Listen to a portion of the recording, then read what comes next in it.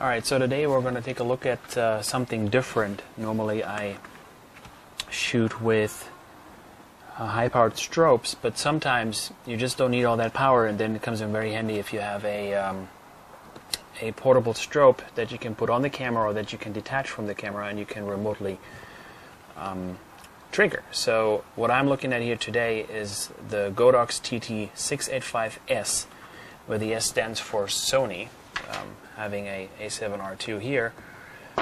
So for the occasional shooter or for times when you need a smaller unit, this is great because it provides high-speed sync capability as well as TTL. Has a relatively moderate guide number of 60. Has built-in 2.4 gigahertz wireless, and has a nice built-in LCD and master control functionality and all kinds of stuff that we're going to take a quick look at right now. So let's open this box up and take a look at it. Actually, I haven't tried this. So this compares directly with models from Sony or other manufacturers, but at a much more affordable price range. So it comes with a manual here right now. Starts right out in Chinese and has an English manual on the back as well. Explains you how to work this. Comes with this little case here. I'll take this out right now. The unit itself looks very much like any other Speedlite that you can buy. It has the tiltable head. It also has a built-in diffuser here, a bounce card, and a diffuser here. So I can put this back in here. It's a little bit flimsy. There you go. Right. So on the side of the unit, you have a communications port, a USB port, and an external sync port. And on this side here, you have the battery compartment, which fits 4 AA batteries that I happen to have right here.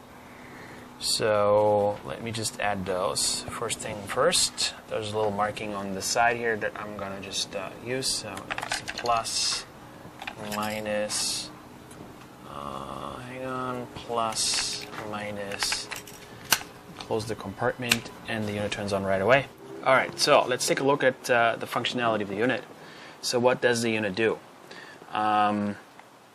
You have this nice display here, and you can dial up the power in thirds of a stop. So it's not a tenth of a stop, it's a third of a stop. You can go all the way to from 1/28th of the maximum power to full power in thirds of a stop. You can, of course, test fire the flash. I'm going to do that on my hand here. And you have various modes on this. So you can go from a TTL mode, which means through the lens metering. So once attached to the camera will meter with the lens. It will be like a pre-flash. So the camera will know how much exposure is needed to, how much flash power is needed to complete the exposure, properly expose the image, and makes the adjustments automatically on the strobe, which is very handy when you're shooting by yourself and you have this on the camera or even off the camera. It can enable you to quickly take pictures that are decently exposed. Always keep in mind that the metering inside the camera is never accurate because it measures 18% gray.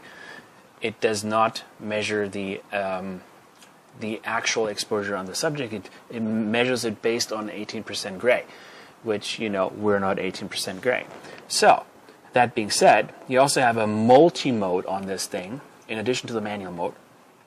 The multi-mode basically allows you to use this as a stroboscopic flash, so you can say, hey, do 20 flashes a second, and you can program that into it. And I'm going to do this. I'm going to tell this unit right now, do 30 flashes,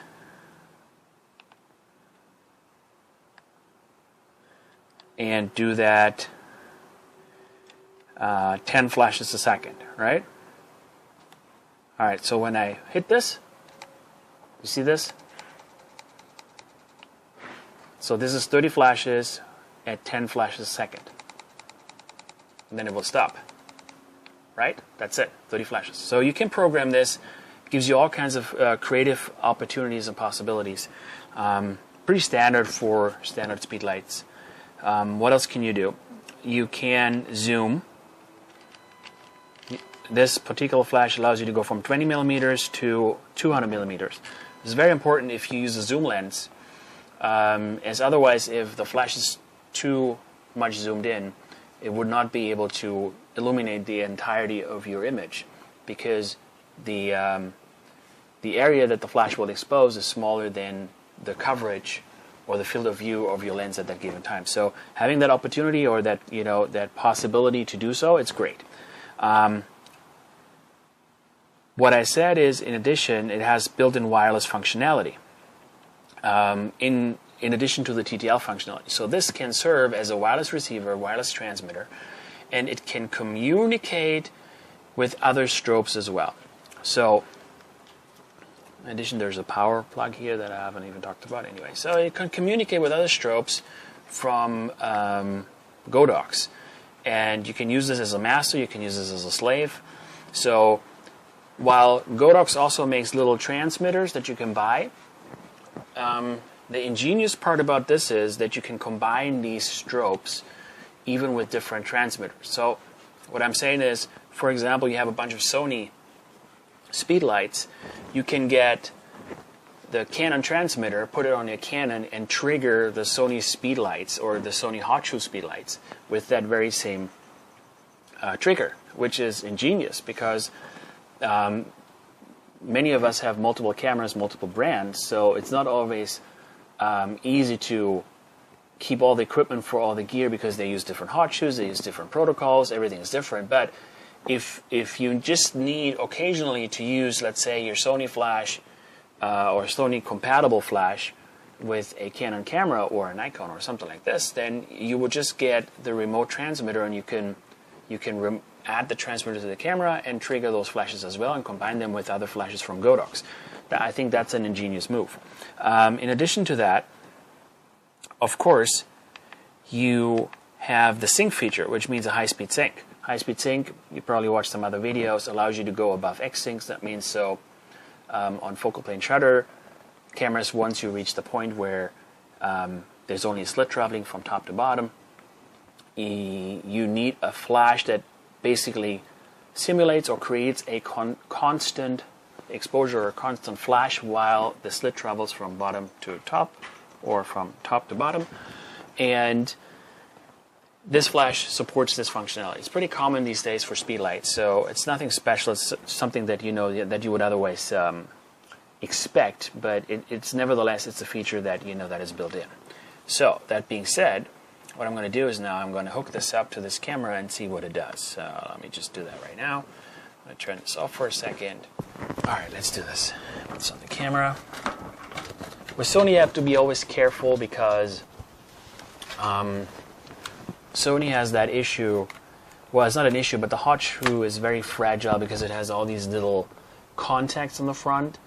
And if you're not careful, you're bending these, you're completely going to ruin or even shorten out the pins on the bottom. So be very careful when you add that to your camera. So what I'm going to do is I'm going to turn this on.